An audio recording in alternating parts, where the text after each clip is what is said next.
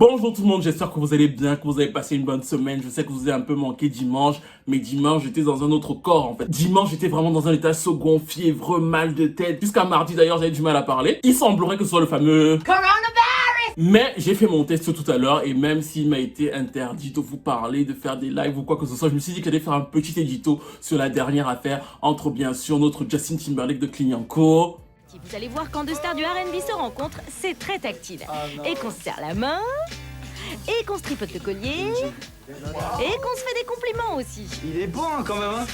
Ah, ne croyez pas que je suis homosexuel, mais il est beau. Aya Nakamura. Que je te chante que c'est avec classe, que j'admire si tu le permets.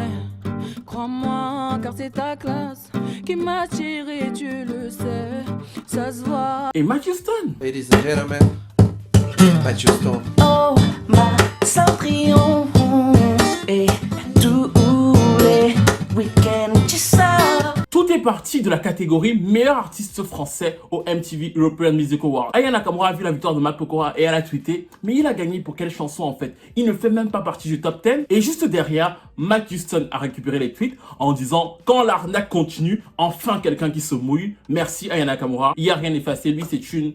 S-A-L-O-P-E. Comment ce fils de pute gagne tout le temps sans avoir fait que dalle. L'affaire a enflammé la toile. Dans cette vidéo, on va revenir sur les pour, les contre, une sorte de petit édito. Je vais vous donner mon petit avis si j'arrive à finir la vidéo. N'hésitez pas à liker, à commenter, à vous abonner, à participer au Tipeee. Et c'est le début quoi.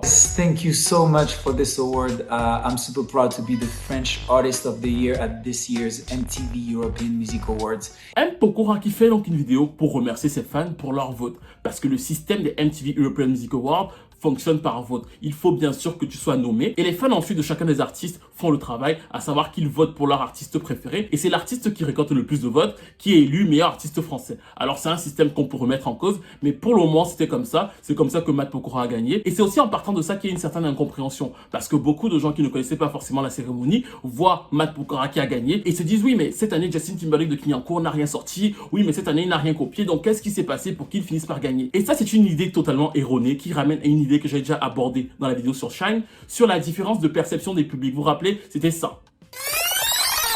Très intéressant sur Magic System, c'était en 2018 et il estimait avoir fait découvrir le groupe à la France entière en 2014. Magic System, que personne ne connaissait il y a 4 ans en France, qui a quand même été l'hymne, alors à la fois du futur président de la République, Macron, et également pour la Coupe du Monde de foot. La chanson Magic in the Air, c'est la première fois qu'elle est diffusée en télé, la première fois que les Magic System font une télé en France.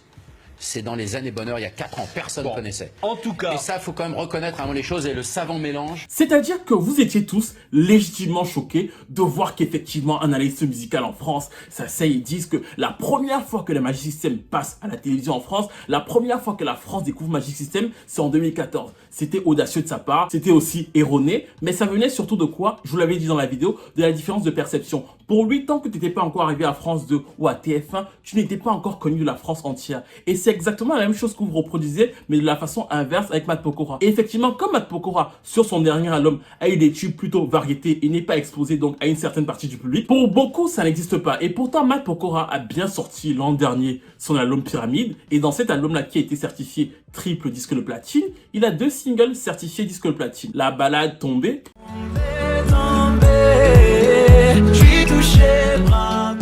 Le premier single, Les Planètes, qui était un plagiat et honté de The Weeknd. Mais bon, ça a cartonné quand même, c'était ça. À toi, quand je danse, quand tu danses. Oui, c'est très inspiré de I Feel It Coming. When you're alone with me, I feel it coming. Comme le clip de Onana est copié de Trey Songz, mais on fera le jeu des 7 erreurs et ce sera très intéressant avec sa carrière une autre fois. Toujours est-il que M. Pokora avec cet album a eu quelque chose qu'il n'avait pas eu depuis très longtemps, à savoir qu'il a eu des tubes. Pendant un certain moment, il s'est reposé sur son capital sympathie, sur des reprises, et là d'un coup de nouveau sur cette ère-ci, il a réussi à avoir des tubes populaires et à avoir un album vendu à 300 000 exemplaires. C'est d'autant plus frappant et remarquable, et c'est de là que vient la différence de vision, c'est qu'en fait, en France, la variété chantée, curieusement, ne stream pas encore beaucoup. À savoir que les les gens qui font de la variété, vous allez voir qu'ils n'ont pas énormément de streams, contrairement aux gens qui font de l'urbain ou de la pop urbaine ou de l'afro-urbain en fait. L'afro-urbain, ça stream beaucoup. Les gens qui font de la variété n'ont pas en majorité d'énormes succès singles, ils vendent plutôt des albums. C'est pour ça que beaucoup peuvent se tromper en se disant que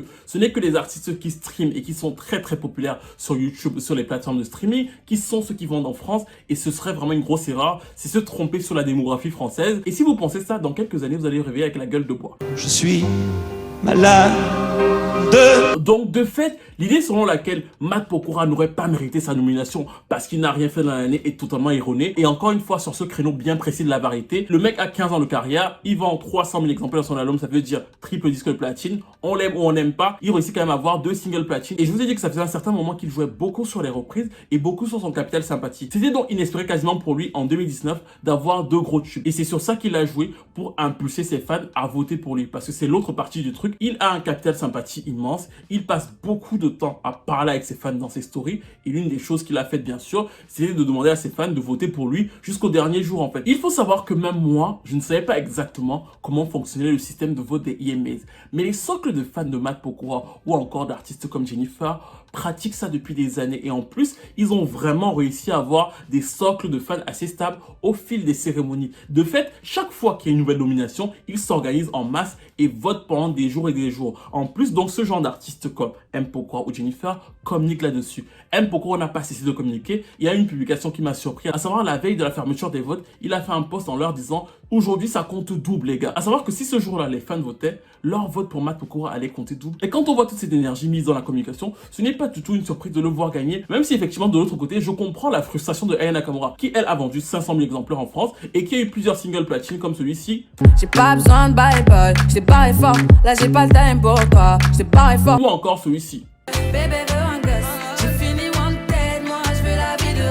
Dans un sens, son propos est compréhensible parce qu'elle se dit « j'ai vendu 500 000 exemplaires, nous sommes plus ou moins nombreux à avoir vendu 500 000 exemplaires et à avoir dépassé les chiffres de Matt Pokora. Donc de fait, il n'est peut-être pas dans le top 10 selon moi. Et pourquoi est-ce qu'il gagne le prix du meilleur artiste français ?» Et vu de ce point de vue-là, le propos peut être compréhensible et même intelligible. Sauf que cette vision-là peut se heurter à 2 réalités. La première réalité, c'est que ce n'est pas parce que tu vends 500 000 exemplaires en 2019, 2018 ou 2020 que forcément ta fanbase active, c'est-à-dire que les gens qui sont prêts à te soutenir coûte que coûte, est plus élevé que la personne qui vend 300 000 exemplaires. Surtout quand cette personne qui vend 300 000 exemplaires est là depuis quasiment 15 ans en fait. Ça c'est la première chose, à savoir que la différence de fanbase active peut jouer un gros rôle dans la détermination du choix de ce genre de cérémonie. Mais l'autre chose qui est tout aussi importante, c'est qu'il peut y avoir une différence de public en fait. Le public de Matt Pokora tient à ce genre de prix. Ils sont habitués à gagner, donc ils veulent continuer à gagner. Et je vous le dis, ça fait déjà plusieurs semaines qu'ils sont préparés. Ils font des pancartes pour les Energy Music Awards en fait. Ils ont toute une liste de choses et d'ailleurs ils sont connus pour ça.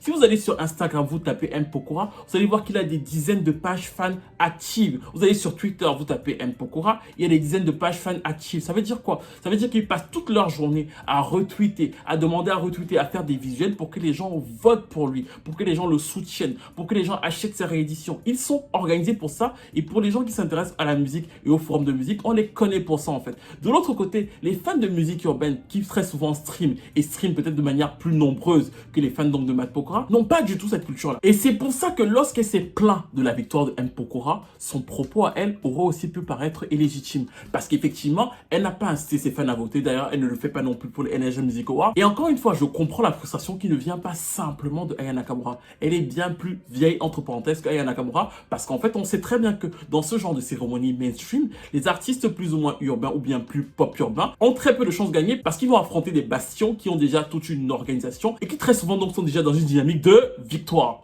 Mais face à ça, le problème est toujours le même. C'est soit on décide qu'on s'en fout de ce genre de prix et donc de fait on ne tweet pas sur M. Pokora et on passe à autre chose, soit on se dit qu'effectivement on veut gagner et ça ne va pas se faire du jour au lendemain parce qu'encore une fois, ils ont la dynamique de victoire, donc ils vont peut-être continuer à gagner pendant la première année, la deuxième année, la troisième année, mais on continue à inciter les gens à voter en fait. On apprend à la zone urbaine à se dire qu'il faut structurer les votes et on dit à ses fans tous les soirs qu'il faut voter. Je crois que certaines personnes m'expliquaient, j'avais des amis qui géraient certains sites de ce genre de vote. Il y avait des techniques, il y a des horaires aussi où tu peux voter à fond. Donc il y a plein de choses à faire où on se dit qu'on fait comme dans les élections en fait, quand il y a des bastions de gauche ou des bastions de droite, on essaie de balayer tout ça, ou on se dit qu'on s'en fout, on ne mobilise pas ses fans, ce qui est un choix. Mais de fait, ça devient compliqué de critiquer la victoire du papa de l'enfant de Christina Milian.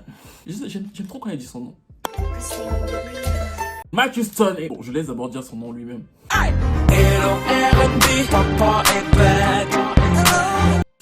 Il est entré dans la bataille, il a récupéré le problème, comme on dit. Il a eu des mots assez violents pour Matt Pokora, surtout que vous savez qu'ils se sont disputés le nom à une époque. Le bif ne s'est jamais vraiment éteint de chacun des deux côtés. Parce que Matt Pokora avait fait une petite pique aussi une fois.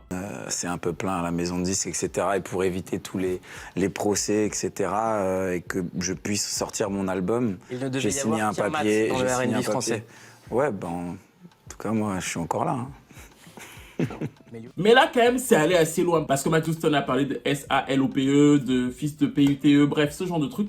Et j'ai trouvé que c'était un débat intéressant parce que le débat de fond, c'était le débat sur la légitimité de Matt Pokora. Mais que le fait de l'attaquer personnellement discréditait l'ensemble du débat. Parce que le débat, entre parenthèses, sur la légitimité de Matt Pokora n'est pas un débat sur la légitimité de Matt Pokora. C'est un débat sur le système en France. Et donc, de fait, Matt Pokora n'est qu'une résultante du système en France. Donc, critiquer sa musique, son art ou bien ses capacités, ça on peut faire. Mais venir lui taper dessus de manière personnelle, ça me semblait un peu trop violent et ça me semblait donc effacer le débat de fond parce que la plupart des gens vont croire que c'est Matt Pokora le problème alors que Matt Pokora n'est pas du tout le problème en fait. Je suis sûr et certain que Matt Pokora n'aurait pas existé, Aya Nakamura n'aurait certainement pas gagné, Matt Houston non plus et je suis sûr et certain que Matt Houston aurait encore une incroyable carrière musicale actuellement, même s'il vendait encore énormément de disques actuellement, bah il ne serait pas au même statut que Matt Pokora pour une grande partie du public français en fait. Le débat est plus profond et donc le fait de venir invectiver de manière personnelle Matt Pokora fait ignorer ça à la majeure partie des gens. À un moment toutefois, il dit une phrase qui est très intéressante et qui m'a paru même très belle. Il dit « C'est nous la culture, on vous fait danser,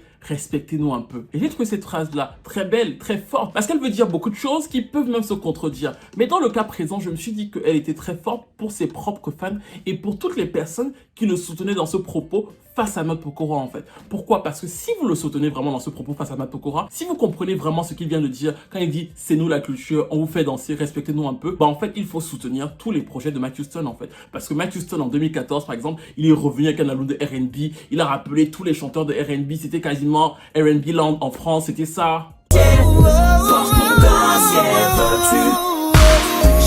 Dans l'album, il y avait de très bons titres comme le titre Jaloux qui était très R-Kellien, mais bon, ça c'est son truc. Je suis jaloux, il m'en veut pas, je suis jaloux, tu le sais. Il a sans doute un impact sur la culture R&B en France. C'est le premier album de R&B qui va gagner aux Victoires de la musique. Quand il sort libre en 2014, quasiment personne ne veut entendre parler de R&B en France. Il le fait parce que c'est son propre kiff. Donc sur le côté de la passion et de l'envie, de l'impact culturel sur la scène R&B française, il n'y a pas grand chose à dire, on ne peut rien lui reprocher. Mais soyons clairs, son post est une critique de la victoire et de la légitimité de Matt Pokora. Et dans ce même post où il critique la victoire et la légitimité de Matt Pokora, il demande un peu plus de respect pour la culture.